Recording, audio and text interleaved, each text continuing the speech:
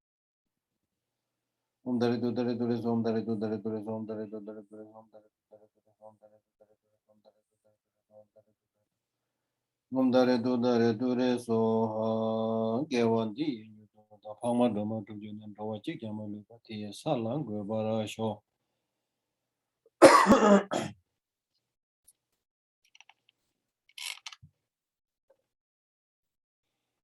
So I'm glad that during these teaching sessions, we have started all the sessions by reciting this Dharma mantra and concluded all the sessions by reciting the 6-syllable mantra of Om Mani Padme Hum.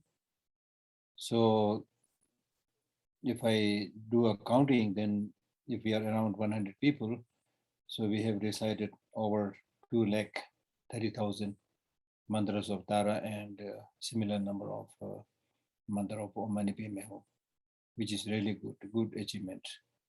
And now, if possible, you should pick this as a habit to recite this in your day-to-day life, because His Holiness repeatedly said, and recently also he, in one of his talks, he said that reciting this 6-syllable Tara mantra, the Tara mantra, is very, very helpful in stopping the pandemic, spreading the pandemic, and also if you are sick, it will be very, very helpful to quickly recover from it. His Holiness very recently, just 2-3 days back, he said it again.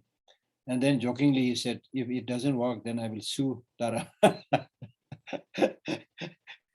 So anyway, definitely this is very, very useful. And then mantra Om Mani Padme Hum is of course the mantra of our Lokiteshvara, which is again very, very helpful in developing compassion. And people who recite these mantras with total dedication, there are stories of people, who always recite these mantras very devotedly and fervently. And then because of their devotion, because of their recitation of mantras, sometimes, even if they, blow the air to somebody who is sick, it cures other people. There are, stories like that. Now these days we don't trust anything, so that's the problem. But if we have the total, trust and belief, it definitely works. So we should be happy about that. And then as a concluding of all the talks that we have done, I would like to conclude it by drawing from, roughly translating a small text by Atisha, which is called Garbh Samgrahanama. which means summary of the essence of the teaching, right? So there he says, we are living in this ocean of samsara of three realms, which is extremely turbulent, which is full of turbulent waves. We are living in the ocean of samsara, which is full of turbulent waves. That means ups and downs, suffering, fighting, whatever, very turbulent. And that this turbulence that we are experiencing in today's world, in our life, comes from contaminated actions, virtuous or non-virtuous contaminated actions. They come from our actions. And these actions in turn are cultivated by negative emotions like attachment, hatred, and so forth. The causes, so the actions arise from afflictive emotions. The causes of these afflictive emotions are seeing some phenomena, some object as attractive and pleasant, some ugly, right, and not attractive. So it is from this, attraction to some you develop attachment, disliking to others you develop hatred, and so forth. So therefore, when we see things, we have this almost like double vision, seeing some good, some bad, so which is not true to the reality. Based on our mental habit and projection, we tend to see some as good, some as not good, and thereby we develop all these afflictive emotions. So they arise from this dualistic attitude.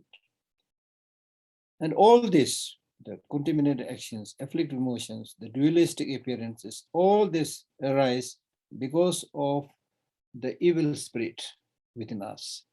The evil spirit within us refers to this misconception of reality, which sees things as permanent, as having inherent existence, things like that. So therefore, those of us who really want to become a fortunate person, and those of us who want to strive to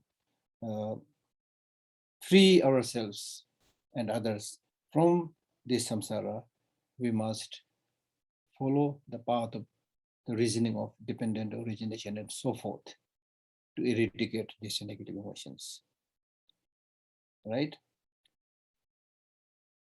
And in this way, we should be able to understand that whether it's an external object or internal object, everything is free from the sign of having inherent existence. So therefore, see all phenomena that appears to your mind as like space, nothing worthy of craving and nothing worthy of grasping.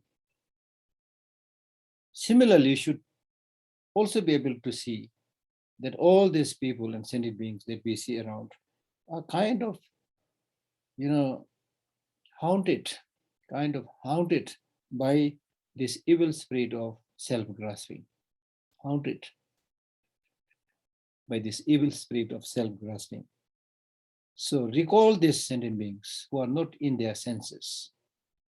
Their insanity comes from this grasping and seeing things as having inherent existence. It is because of this they are kind of now crazy and insane. And therefore, first of all, you should cultivate and meditate on compassion to dry up this huge ocean of suffering, as we read in Nagarjuna's letter, right? And having cultivated compassion first, then we should try to cultivate this precious bodhicitta, which is really the best source for one's own happiness and happiness of others. And having cultivated that bodhicitta, we should then engage in this vast and extensive deeds of helping others through the practice of six perfections and so forth, which we also discussed in detail in the Nagarjuna's letter. So in this way, you should focus and practice this during the meditative session. And when you get up from the meditative session, during the post-meditative session, then you should try to actually pass through the 5 stages of the path. And through that way, dispel the two obscurations, the obscuration to enlightenment and obscuration to nirvana. And in this way, you will be able to achieve success in fully, developing the true accumulations. That means merit, compassion, bodhicitta, and so forth, and wisdom. And through that practice, the end result will be actualization of the three bodies of the Buddha, right? Dharmakaya, Sambhogakaya, and Nirmanakaya. The truth body, enjoyment body, and emanation body. And having achieved such a state of the Buddhahood, then the result will be that there will be uncontrived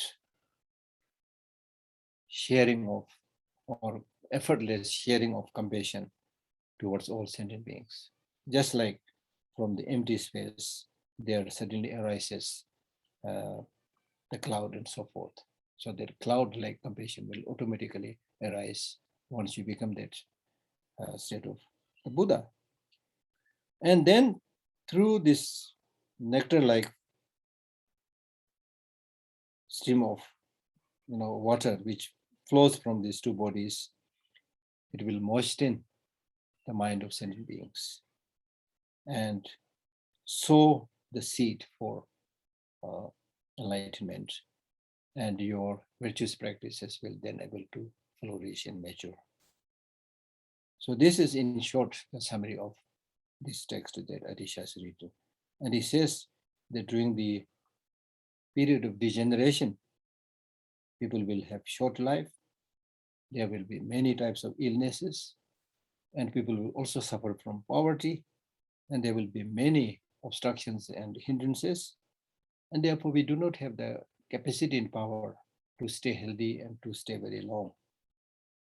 And because of this shortness of life, we may not be able to study all the texts and decipher the meaning of all the words contained in all these texts.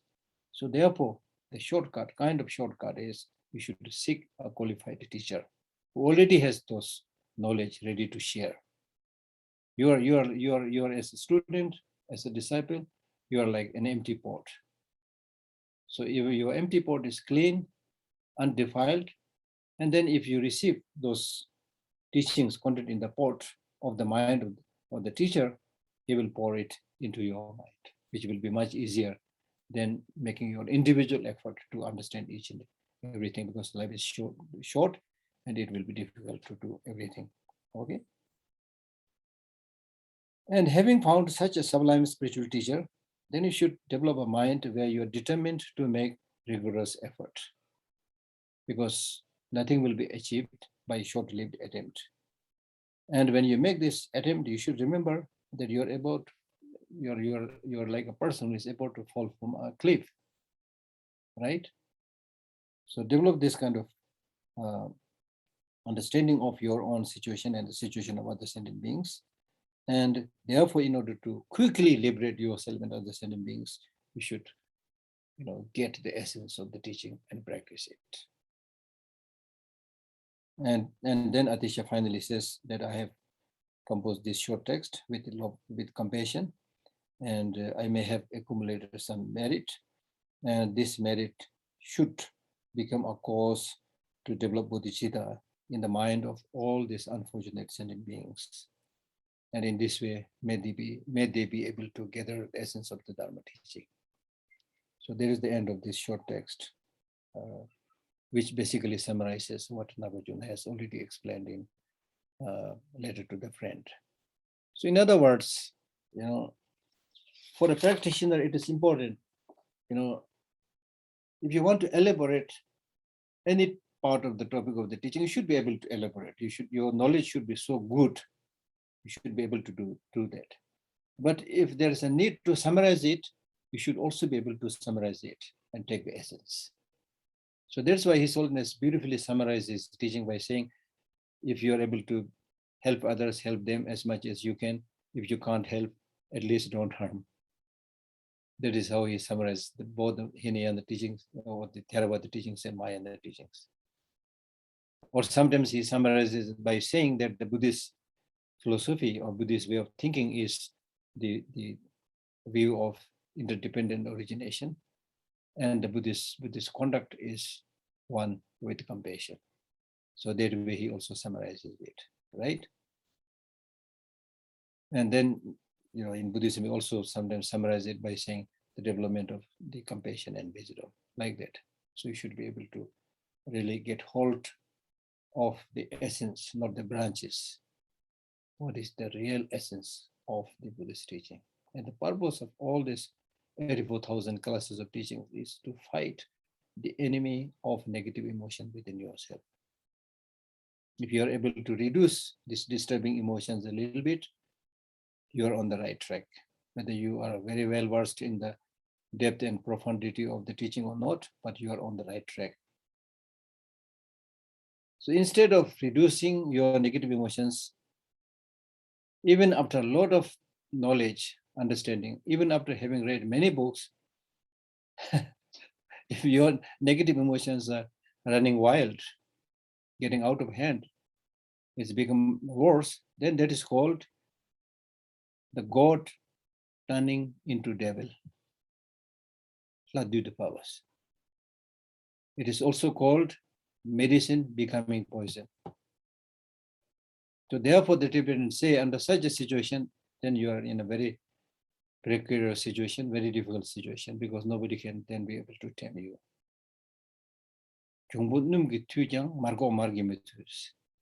This Tibetan saying says that a very dry, tough leather can be tamed by using grease or oil. But that leather, which covers that lump of butter and which has always been in touch with the butter, no amount of butter or oil can tame that. So normally we use the word Dharma proof, just like waterproof. Dharma will actually not go into your mind. So that is what I want to say. Thank you. Now some questions. Thank you so much. Now we'll begin with Q&A now. Do we have questions here? Okay, Natasha, please go ahead.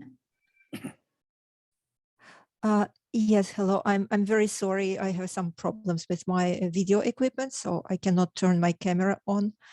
I will be invisible, but I hope you can hear me. So I would like to begin with the question from Igor. He asks, inherently existent Buddha does not exist. Therefore, Buddha is a relative phenomenon, and the state of Buddha is a dependent state that does not go beyond the limits of the relative world. If it is so, does it mean that going beyond the limits is impossible even for the Buddha? What then is the difference between the relative Jesus and the Buddha? Going beyond the limit, I do not understand. What do you mean when you say going beyond the limit? The question is not so much about whether somebody goes beyond a particular limit or not beyond limit. The question is whether somebody has removed the two obstructions, as I already mentioned, the obstruction to enlightenment and obstruction to nirvana. Buddha is somebody who has removed both these obscurations to enlightenment and to nirvana. That is what makes a Buddha. Okay, so if we compare the Buddha to the Jesus, then we are talking about two culture, two different traditions.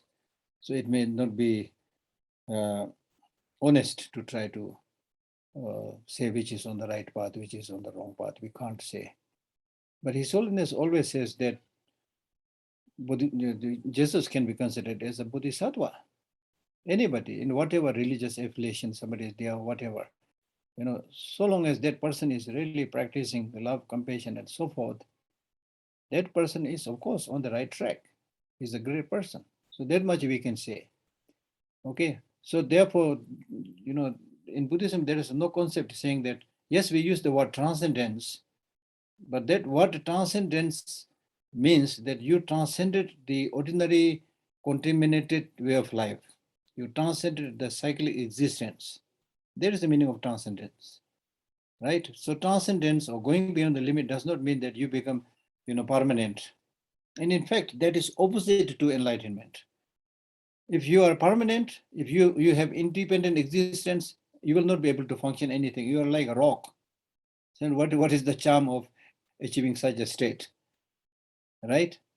Yes, but at the same time, there are qualities within the Buddha which we say permanent. Okay, but Buddha himself, as an individual, is not permanent. Okay, but he is fully enlightened. Okay. Thank you, Geshe. And the next question is from Dinara. She actually asked this question on the last session, but we did not have time to ask it. She asks,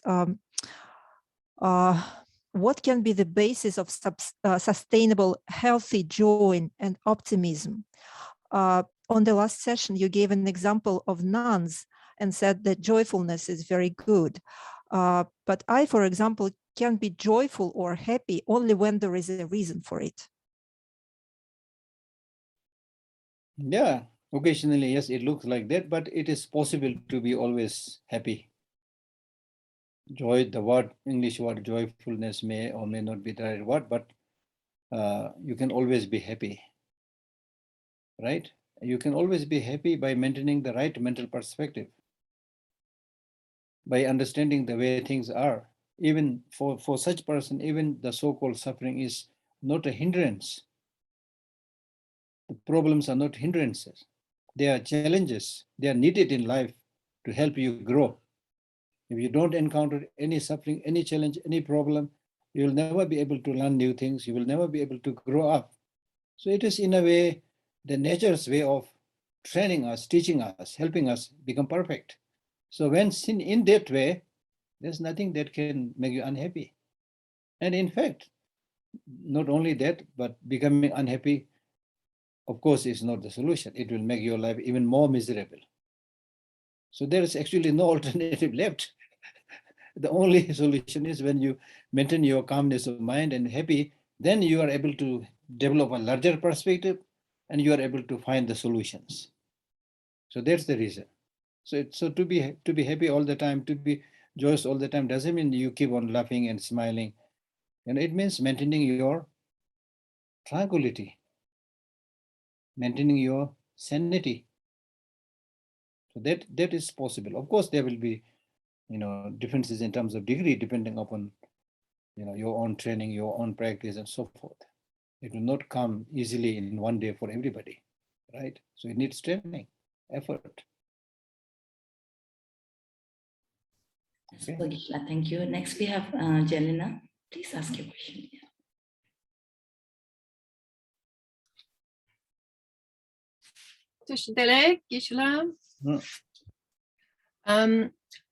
My question is, you just said exactly the same. I know that a qualified teacher is very important. And I've been studying in the Theravada tradition for many years and discovered the Tibetan Buddhism, if I can say it like this, recently. And I joined a course which is called the Complete Path. And I did the first 2 years. And then I was told I need the Ngandro to carry on with this complete path. Then I tried to join this Ngandro, and that was already online during Corona times. And I was told then that I would have to have a guru for that to take part. And I said, well, I started this course, the Complete Path, and I was told now I should go and get the Ngandro. So if I can't now get the Ngandro because I don't have a guru, what shall I do? And I was told that the guru, my guru, would be the one who gave me the first empowerment, which was from a different lineage. I just had watched, I never did empowerments or anything like that in the Theravada tradition. And I had looked into it and I got an empowerment online. And I wasn't even sure at first if this is really possible. But it was said it is possible. I found it, I'm still new to the Tibetan way of doing these things.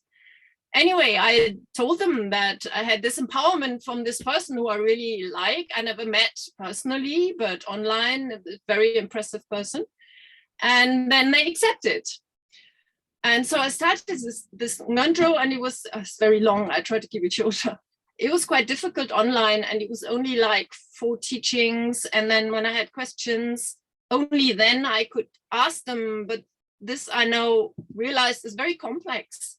So many questions turn up during the month and times, and I found it difficult. So then I started to join the ngondro from this guru, which he didn't know of. And they said to me, you can, everybody, any lineage can join, but this is not your guru. So now I'm really wondering what is going on. And there I can ask questions, but then also the ngondro recitations, they always join the guru into it. And I don't know who's my guru. One says this, the other one says that. And this is really making, because I'm really, the complete path, I really got into it, and I really saw the positive influence. It was very, very good. And now I'm sort of put into hold with this doubt, which is coming up all the time. And I think it might be confusion because of online. Do you have an answer? Who is a guru? Who is a guru? What makes a guru? How can one say this is your guru and this is your guru, but the guru says I'm not your guru? I find this very confusing. Yeah. So Can you help me there? yeah. So number one, don't listen to everybody. Okay. Because if you keep on listening to everybody, depending upon their own qualification, knowledge, they'll tell you something. So that may not be necessarily the final, truth or element, things like that.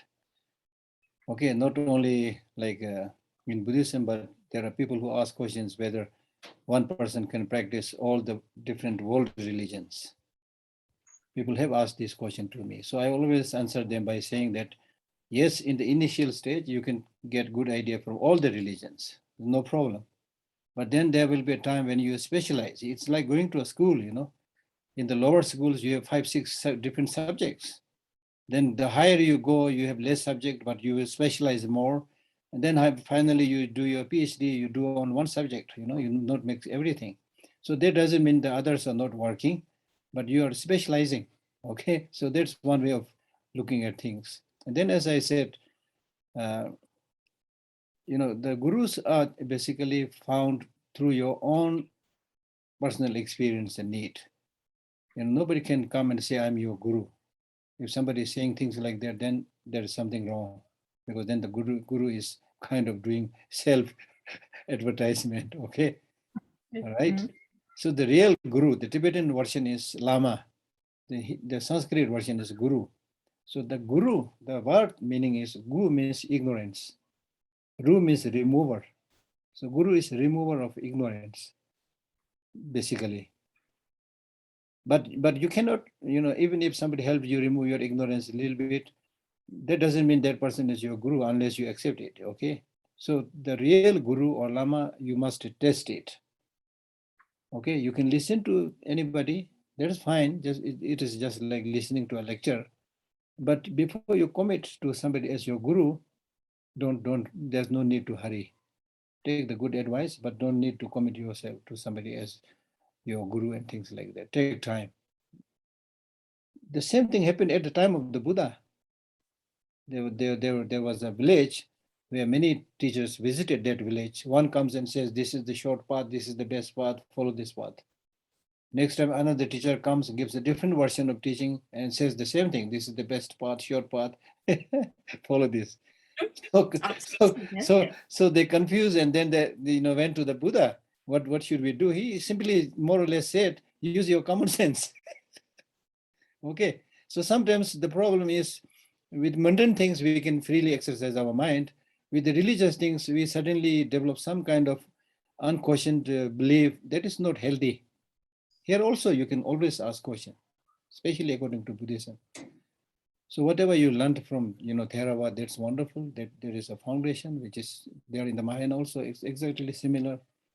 Then if you do want to practice also, yes, as I said, generally it's good to have a teacher. But my limited understanding is I mean, you can do some of these preliminary practices even if you did not find a teacher or having difficulty with the teacher. But you can do practices like reciting mantra, doing prostration. Who can stop doing that, you know? And who can say this is not good? If you have a qualified teacher, that will always be, of course, handy and useful. But otherwise, also, so long as it is helping you, calming your mind, and benefiting you, you can always do those practices, except the tantric teachings. Okay, tantric teachings are slightly different because they are related to some exercising some of the physical vital points, which has to be a little bit careful. Otherwise, you can ask questions, you can do your practice so long as it is beneficial. Okay. So what is really important is don't try to hold on too many things, especially contradictory things. If you are unable to solve that problem, then it's best time to ask those questions. Okay. So don't run after those teachings saying my teaching is the best, this teaching is the best, Theravada is the best, Mahayana is the best. No, that is wrong. You know what is best is determined by the individual practitioner. Just like taking medicine, there are 100,000 different medicinal tablets, So you cannot, if somebody asks you the question, which of this tablet is best? If you say this one is best because it's good for me, that's stupid answer. It may be good for you, but not good for other people, you see. So depending upon one's own need and illness, that particular medicine may be good for you, but not necessarily good for others. So one should take that which is really beneficial to oneself. So is it acceptable to, at the beginning where I am, to mix these lineages? Because I also have a slight problem with it, because now For me, it is absolutely okay, because what I know from Theravada teaching is they talk about 37 limbs to enlightenment. They talk about the Four Noble Truth. All these are basic, common practices, both in the Theravada and the Bodhisattva practices. So there's no contradiction. Yes, I'm absolutely certain with the Theravada and the Tibetan Buddhism that there's no contradiction really.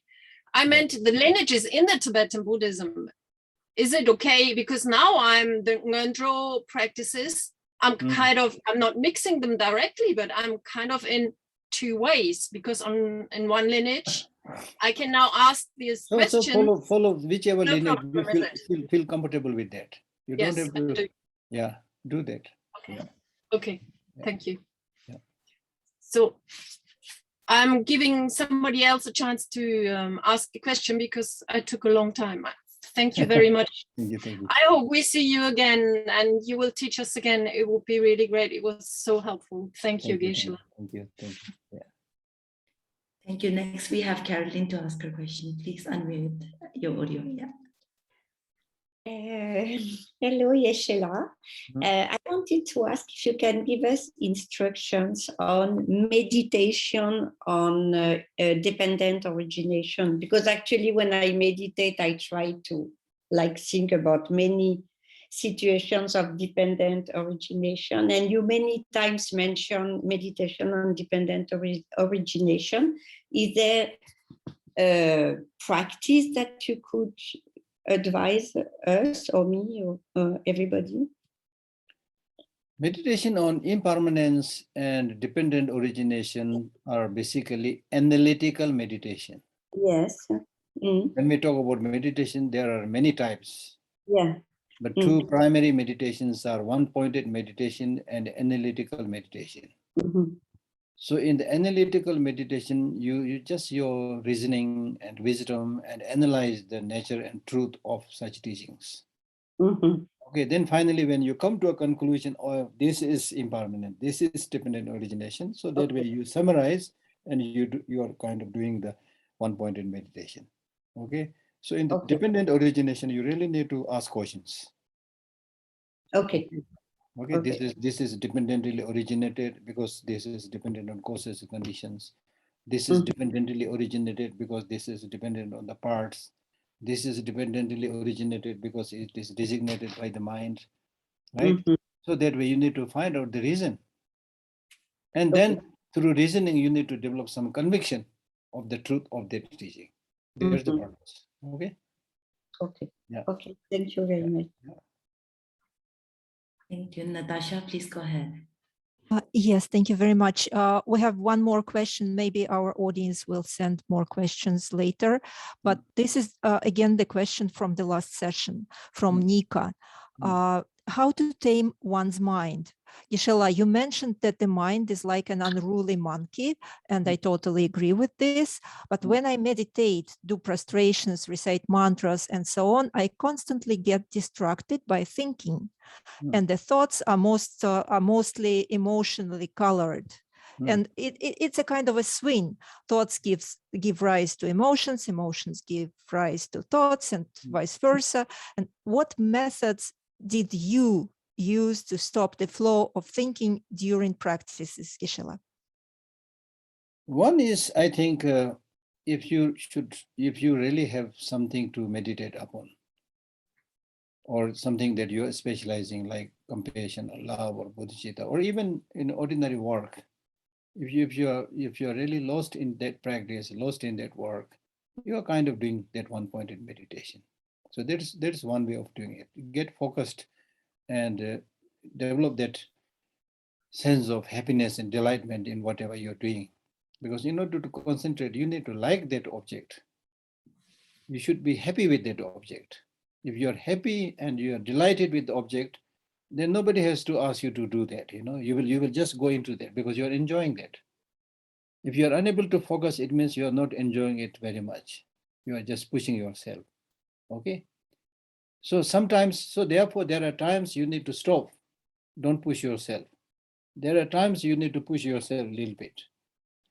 Okay.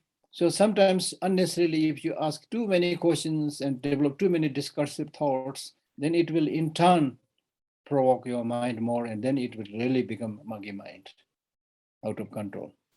So as much as possible, let the mind go in its natural way.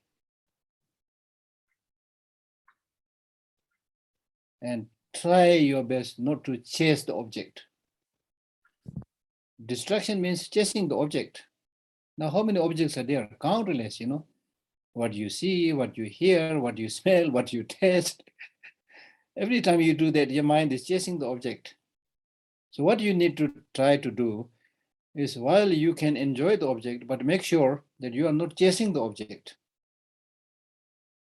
One Tibetan teacher, he beautifully said that the reason that we get tired is because we see the mistaken things as real. What is wrong? What is mistaken? If we see it as the truth, as something desirable, as something interesting, then we chase after it, we run after it. And that makes us tired. Like today, many people are depressed and lonely, tired, because they are running all the time. Everybody says, I'm busy, busy, busy. Busy what? Basically, you're chasing the object. So as a meditator, one need to simply be cognizant of what is coming in their mind. Okay, they are coming and going. Just like somebody watching from a top of the mountain. You see all the things going below, but not jumping and chasing those objects. So you are just an onlooker, not chasing the object. So that way you will not be disturbed by the passing objects. So that's one way. Okay. Then, it is dependent on so many things. It depends on one's own physical constituents also. Sometimes one's physical state is also such that one may not be able to concentrate long or meditate long. So one has to understand all the situations, or sometimes because of the place where you are not able to concentrate it. So therefore, the way to handle the mind is not to make the mind too tight, or also not to make the mind too free. So again, the middle way is the best to do that meditation, right? And as I said repeatedly, one of the best way to achieve success in your practice is you need to like what you're doing. You need to appreciate what you're doing. You need to see yourself fortunate to be able to do that. Then you will not get tired. You will be able to focus. right? It's like watching a gripping movie. If you heard about a particular movie, everybody's praising that, oh, you must watch that movie. It's so wonderful, so amazing. And there's a lot of drama and scene and, very, very active, participation. Then you watch it, it may be like 2 hour long movie or 3 hour long movie. Because of your mind's readiness, you will be sitting there watching it for 2 hours.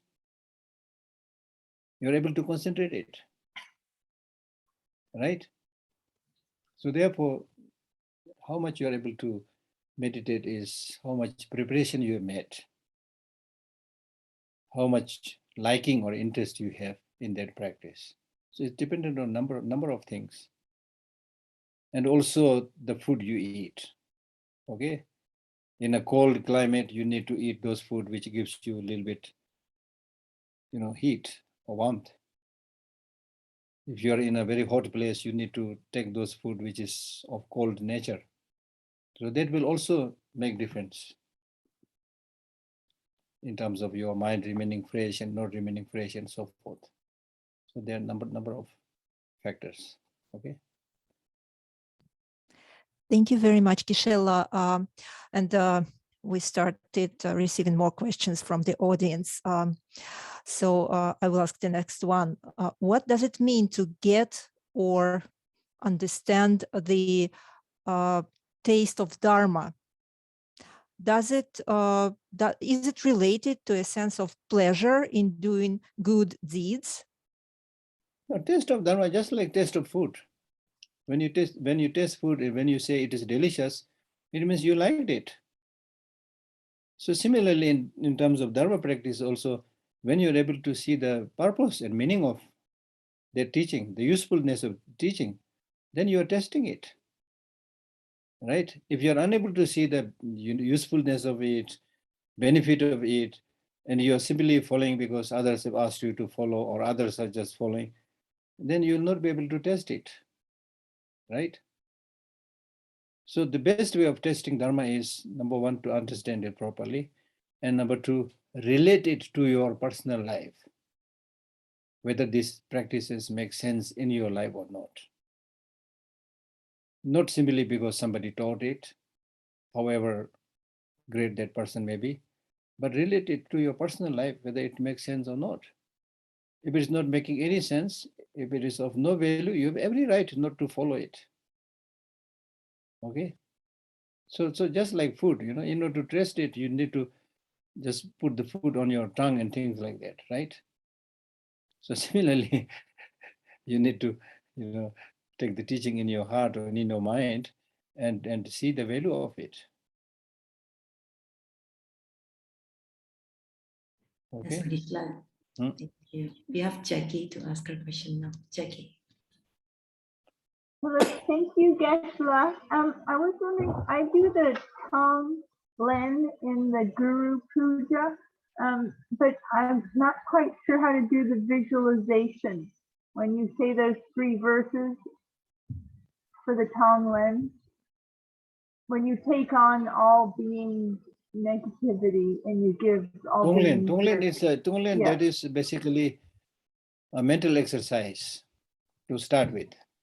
But how do you visualize when you actually basically it is a mental exercise, and then gradually in real terms you may be able to practice it, but basically it's a mental exercise. So in order to do any practice, the mind is the primary thing. You need to involve the mind. Now all the sufferings, problems, difficulties that we have primarily arises because of self-obsession, self-cherishing attitude. All the good things that we can think about comes by taking care of others, by the practice of altruistic attitude. Ordinarily, we don't understand it. We just think about oneself, how to get money for oneself, how to improve one's name and fame. Just me, I, mine, and so forth, right? That is the source of all the problems in your person and in the person of other people also, in the other case of other sentient beings also. Now, through studying of Dharma, you are able to see that self-cherishing attitude is the door for all the evils in the world. And altruistic attitude of bodhicitta is the source of all the good things in the world. With that understanding, now you make a determination. Now I will replace my self-cherishing attitude with altruistic attitude. Meaning that so far you have hatched self-cherishing attitude. Now you will lessen, you will try to eradicate it. At least you will, to start with, you will lessen it. And instead you will think, develop compassion, loving kindness, bodhicitta. So to do this practice, you start doing this through breathing exercise. When you breathe out, you should imagine that you are, when you breathe out, you should think that you are giving all the good things, love, compassion, bodhicitta, patience, all the good qualities. When you breathe out, you think all these good qualities are going out from your nostril and going towards all sentient beings. And then imagine people who are not compassionate, they become compassionate. People who are short of wealth, they become wealthy, things like that, removing all their problems. When you breathe in, you should imagine you are taking all the ills, sufferings, problems of all the sentient beings upon yourself. Now, normally when you do this practice, there is a slight risk. The risk is you might think, okay, I already have so much problem. Now, in addition to that, I also invited all the difficulties, the problems, other people. So they are all over me. And if you're a sensitive person, then you might think that now I am overwhelmed by these negative emotions. I will not be able to get out of this overwhelming presence of negative emotions. So therefore, a good tactic is that it is not that you just heap all these negative emotions or sufferings and problems upon yourself and you're overwhelmed. Instead, you take all these sufferings, the problems, other sentient beings, and imagine you are putting it on your self-cherishing attitude. And thereby the self-cherishing attitude is overwhelmed, and if possible, imagine that the self-cherishing attitude is completely destroyed. So that is our target. That's our practice.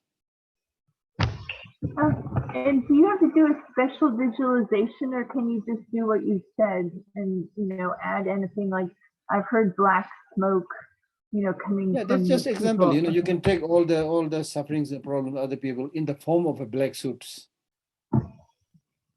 right? So basically, what you are taking is their problems, their sufferings.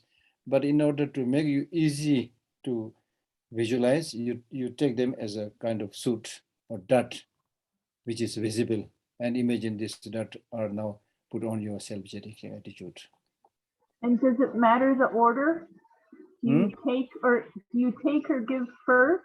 Because I've usually heard that you take first and then give, but you mentioned giving first. Okay. Both are basically okay, but because of your overwhelming compassion, if you visualize taking first, that is good. Okay. Oh, so it doesn't matter. Okay, thank you so much. And thank you for because in the text, in the mind training text, it says both these two should be done alternately. Okay, both should be done alternately. Okay. Thank you. Oh, thank you. Next we have Maximilian. Please ask your question. Yeah. Geshe, first of all, I would like to thank you for the possibility to being here for the for so long, for many weeks, and I would also like to thank you to the organizers for organizing these events. Nim tak pa ne tukdziecie. Then my question, this question is about the object of meditation, and I would like to ask you, Geshe, to what sorts of people is advised to concentrate during the meditation of Shine, which is shamatha meditation, to concentrate on the mind as an object of meditation. To what sort of people? Yeah, basically for achieving one-pointed concentration, you can use any object. But if you use mind, that of course is very good. But it depends whether you are a beginner or somebody who is doing this practice a little bit longer. So normally for a beginner, we recommend to use the image of a Buddha and things like that. Okay. And then if you're doing calm abiding meditation, then you can use your mind, especially the emptiness nature of your mind. Because the object could be a conventional truth and also can be an ultimate truth. Right? So it is up to you.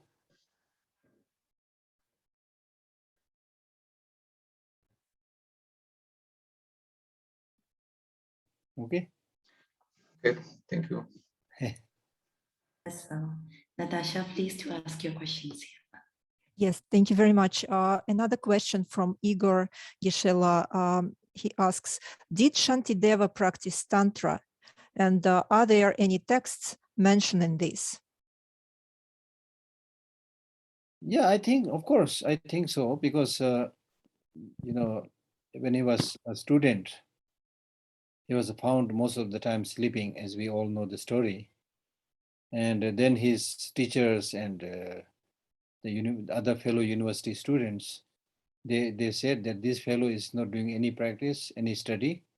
So it is better that we punish him and expel him out from our monastic university, because he was found sleeping most of the time, things like that.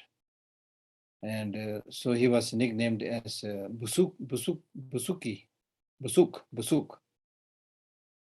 Busuk means somebody who does only three things: sleeping, eating, and going to the toilet. He does only these three things. But then later on in the story says, actually this practice of Busuk, there is a tantric practice called Busuk, which is a very high, tantric practice. So that name itself, that nickname kind of given to Shantideva itself clearly shows that he's a high tantric practitioner. But I personally did not read any tantric text that he had written or things like that. Thank you, Geshe. And the next question is from Roman. He says that he is concerned about this problem. In order to reduce the sufferings of some living beings, I have to kill other living beings. For instance, kill fleas in cats, right? Killing even fleas leads to accumulation of negative karma of killing. What should be the right attitude towards this, and how to eliminate bad imprints left by such deeds? So therefore we say prevention is better than cure. So before you need to kill somebody, make sure that there are some preventive measures. For example, like the spreading of mosquito or even spreading of fleas and bed bugs. Many a times it is because of, I'm not particularly referring to you, but many times it is because the environment is not clean, the surrounding is not clean, the room is not clean. Because of this, all these bugs, fleas come. So therefore, as much as possible, adopt to those preventive measures. Okay. Geshe, but if the preventive measures are not enough, sometimes you cannot prevent it. For instance, you take an animal from the street and it is already infested with all these kind of fleas and other parasites, and you have to clean it. As a clever human being, you should try to, do the cleaning, or put the animal in a place where you do not become susceptible to the flea and so forth. So my main point is, whatever be the situation, try your best to use all those preventive measures so that you don't have to kill. Okay. But then when you don't intentionally kill, but unintentionally some sentient beings or bugs are killed, then there's nothing much we can do. And it's also less negative. right? For example, when you're just, without intention to kill any insect, you may be walking on the street and you might trample, small bugs like ants and so forth. But that is something we cannot avoid. So that the best way to live a life where you do not have to harm anybody, kill anybody, is to get enlightened. That's why we are talking about getting enlightened or achieving the state of arhat, Until we reach that state, this very birth, this very life is projected by negative karma and contaminant actions. And because of this, you are bound to experience these problems of having to kill somebody. But as I was saying, try to use those preventive measures and try as much as possible not to especially unnecessarily or intentionally kill others, right? But then there is a situation like the story of one of the past life of Buddha, where he had to kill that one person who was trying to kill another 499 person. So those different situations will be there, but you need to, weigh the pros and cons. But Buddha never gave a teaching saying that you should do the impossible thing. Okay, impossible things are impossible due to our karma or whatever, that you have to accept. But then don't pretend that this is impossible, when it is possible to avoid. Okay. All right. That's all, Kishla. Thank you. Now we have Dinara, Kishla, and we have 2 more questions after Dinara. Thank you. Dinara, I've sent you a mute request. Thank you very much, Geshe. Thank you for your teaching. My question is continue about the joy. But sometimes I feel how in my memory flow the bad, difficult memories about my past situation. And in these situations, I begin crying. I feel very big sadness. What the question? How I can use it in my practice? Because I can't stop it.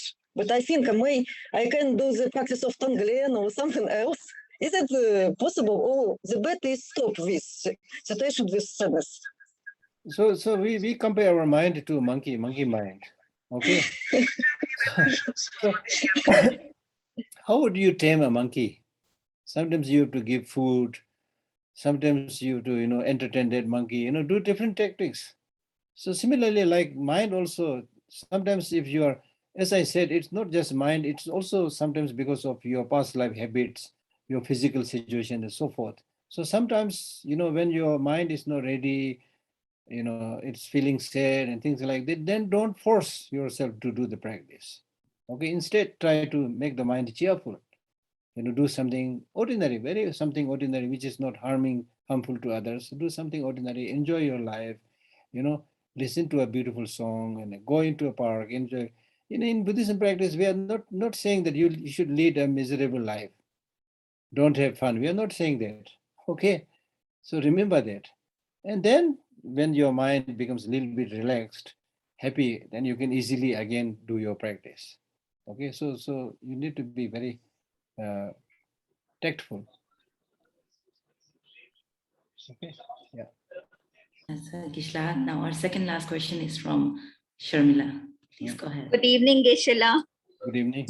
Thank you so much for these lecture series. They have become very addictive. I have 2 questions, Geshe Lhakdor. Don't say addictive. You should say habituated. Habituated. Yes, definitely habituated, and we'll definitely miss the lectures. They have been very helpful to me, and I'm very grateful, Geshe Lhakdor. Thank you. My first question is that how do you change your karma? And second question is that earlier I was doing the Vajrasattva mantra recitation every day, very regularly. Then once the lockdown lifted and we started work, then I shifted to saying the Tara recitation in the morning and evening. And in between, whenever on holidays and weekends, I try and say the 35 prostrations to the Buddha. Now, it's also difficult because the physicality of everything and doing all this meditation. So of course, my mind remains calm when I'm doing regular practice. But can you advise me if I'm not able to do all 3, which is which practice I must do every day? So your questions are very interesting. One, as I said earlier, the Buddha never forces anybody to do anything which is impossible or difficult for that person to do. But at the same time, the practitioner must be sincere. Sometimes there may be time, there may be opportunity, but one may have a little bit of reluctance and then say, I have no time. That should not be there. One should be sincere and honest. With total sincerity and honesty, if you don't find time, for example, if you are sick, nobody can force you to do that. That's one way of looking. The second way of looking is practice does not only mean that you should recite certain formulas all the time. Reciting mantras and formulas is a good reminder, but what is even more important is to remember the meaning represented by those sadhanas or those mantras. That you can do all the time in a short time. Like, for example, the essence of some of this sadhana is development of bodhicitta and view of emptiness, and that you can do. It will not take much time. At least, at least you will be able to spend few minutes on this. So that is possible. That is possible. That you should do it. Then another thing that I wanted to mention is, as I said earlier, that finding the time. Yes, I do agree. I do understand many people are busy. But then many times you may be using the time for something else, where you thought that something else is more important than you're doing your practice. So that is up to the individual to decide, So if you really think, when your question reminded me story of one, actress from England. Many years back, when I was translating for His Holiness, she used to come to attend the teaching. And as an actress, she told me that she, has to join all these evening parties and dinners, always busy. Then after receiving a lot of teachings, she said, I stopped attending many of these things. And then she said, now I find so much time to do all these practices. She's finding time. So that also is something that you need to see, whether you really have no time or you are using the time for something less meaningful than you're doing practice. I'm sure you're not doing, you have no time, but I'm saying that sometimes it is possible. Okay, did I answer all your questions? How do you change your karma? How do you change your karma? Yeah. So karma basically means action. Number one, the concept of karma should not be seen as a fatalistic notion that you are destined by karma and there's nothing you can do. That notion you need to eliminate from your mind. So action basically means, karma basically means action. Okay. Action comes through motivation. So there are three types of action. One, the actions you have committed already before, right? Take the example of like somebody who already has taken poison. Somebody who has already taken poison doesn't mean that that person will die definitely. Still there are cure. You go to, medical, take some medical treatment and things like that. You can be cured. So like that, there are many actions that you might have committed in the past, but now you can, purify those negative actions through regret, with the realization that what I've done is wrong. And so I regret, I confess, I'm sorry for that. And then there you do this Vajrasattva practice and things like that. That's one way of doing that. Then for the future, what is even more important is in the future, having developed that understanding with your past lives, past karma, now you should make a commitment that I will not commit such negative actions again in the future.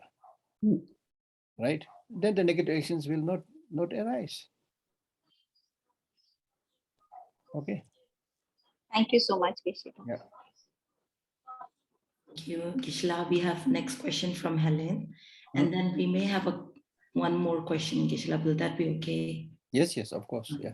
Thank you. Helen, please ask your question. Yeah. Can you hear me? Yes, yes, yes. Geshe Lhakdor. Actually, Thank you so much for your precious teaching. I have a question about reincarnation.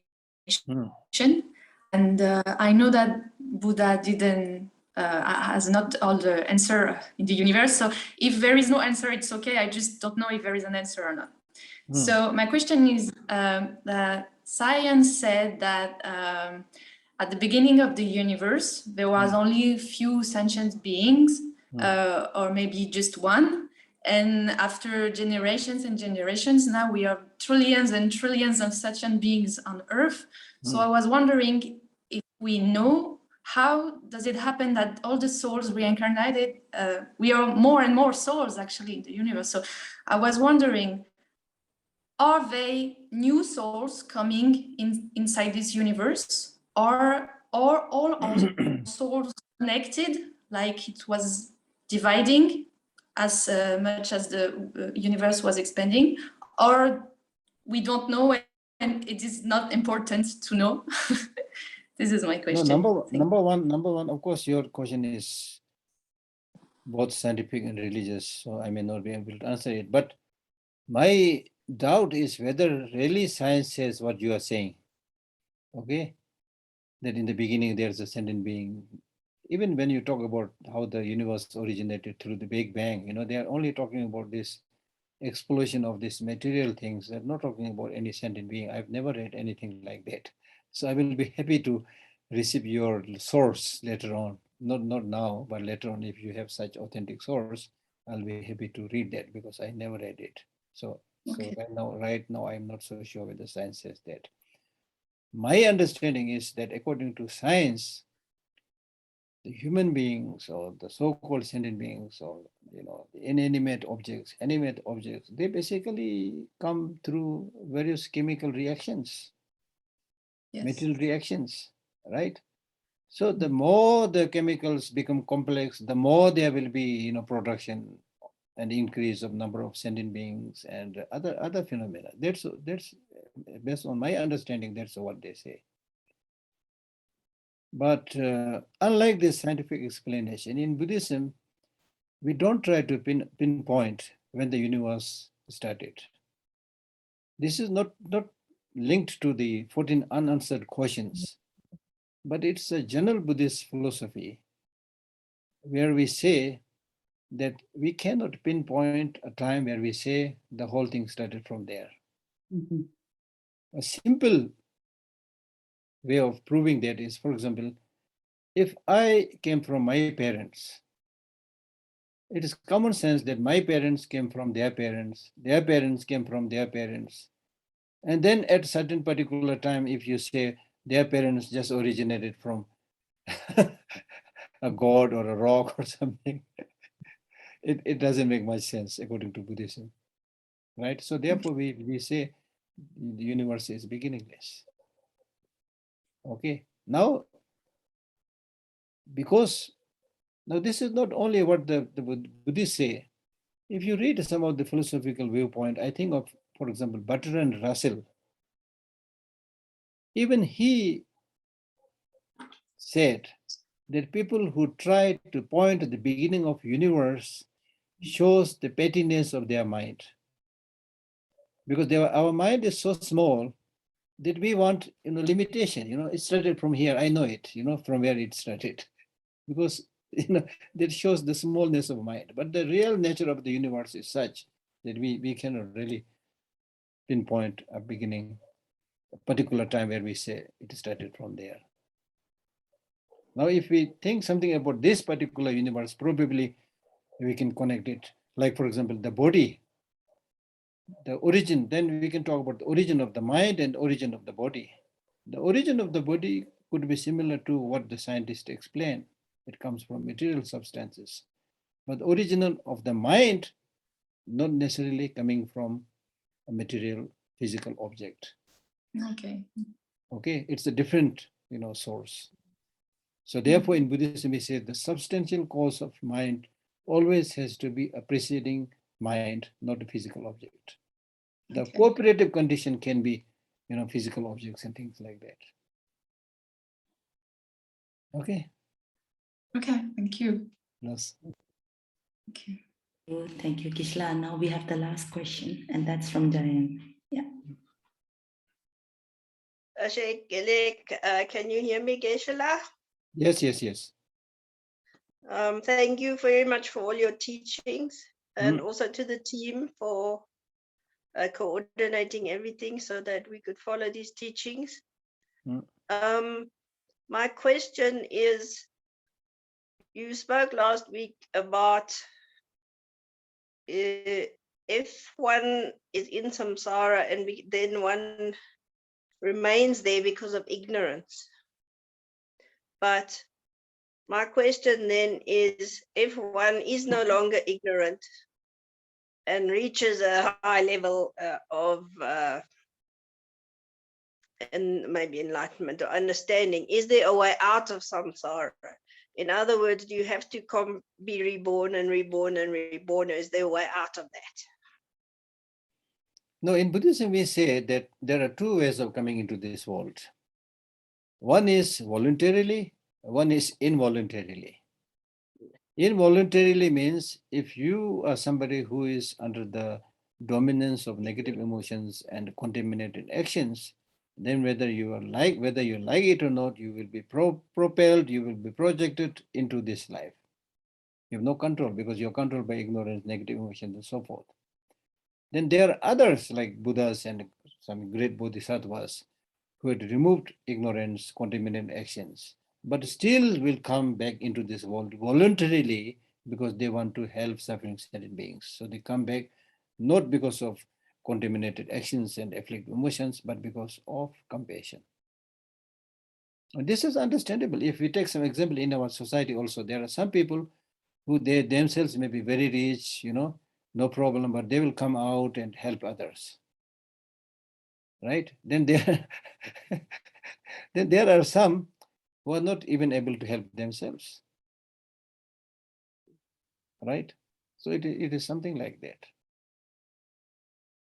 So you want to reach that level, you could decide you do not want to be reborn. So therefore, one can express your compassion differently in another way. So therefore, normally we give this beautiful example of lotus born in a mud. Lotus born in a mud, but still it is not sullied by the mud.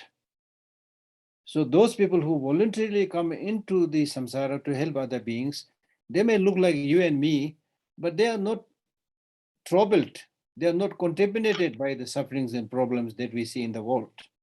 Again, here we can, even in the ordinary stance, we can give examples here. There are some people, I'm sure you met some people like that. I met some people like that, who, whether they are Buddha or Bodhisattvas, nobody knows. But I have met people who are really almost all the time very calm, very compassionate, very patient, things like that. You see, even in this world, we have people like that. So it means it really doesn't matter much about what is the situation. It is primarily your mind, which, if it is under control, you can maintain this calmness and peace and happiness within yourself.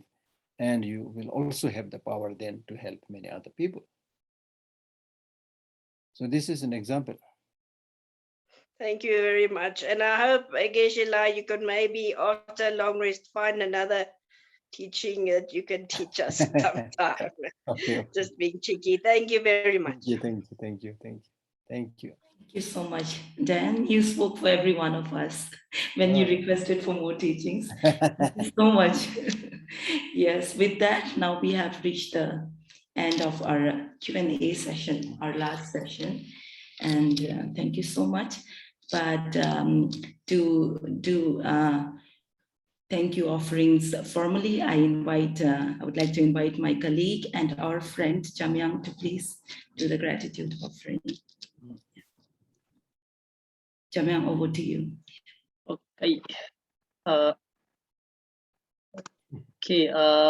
So please, I request everyone to turn on the camera, and maybe you can show the thing that we're supposed to show. Ready? 1, 2, and 3. Okay. Geshe, this is something that we can do creatively, something that we can offer, not much basic things. Okay, now you can go back. All right. So on behalf of Foundation, thank you so much, Geshe, for your time, guidance, and wisdom. As someone said, and we are truly blessed. For the past 6 months, Geshe, you have given us your precious time, and we are truly thankful for that. Even though today is the last day of teaching, but your wisdom and teaching will always reflect on our day-to-day life activities, and we are looking forward for more and more teachings in the future. It could be virtually or in person, and we hope to repay your kindness through transformed ways of living and relating to each other. And also, we thank all the participants from around the world for joining and keeping each session meaningful. And thank you so much for Rajiv Mehrotra, the Foundation's Secretary and Managing Trustee, for envisioning this teaching. And thank you, Nagarjuna, for moderating each session with delightful words and smiles. And thank you, Natasha and Julia of Safe Tibet Foundation for helping the Russian group for coordinating and providing translation facilities. And big thanks to our own team for being a part of this Sangha and doing our best to make each session meaningful and without much problem. And we will be sending a feedback form latest by coming Wednesday. And please, I request everyone to take your time and fill the form once you receive the email, which will be helpful for improvement of our future like teachings and the programs. So this is it, end of teaching. And thank you so much for being with us. And please keep spreading compassion, love, and positive energy around yourself. And please, I request Geshe again to bless us with a mantra, Mani mantra as a blessing before we leave.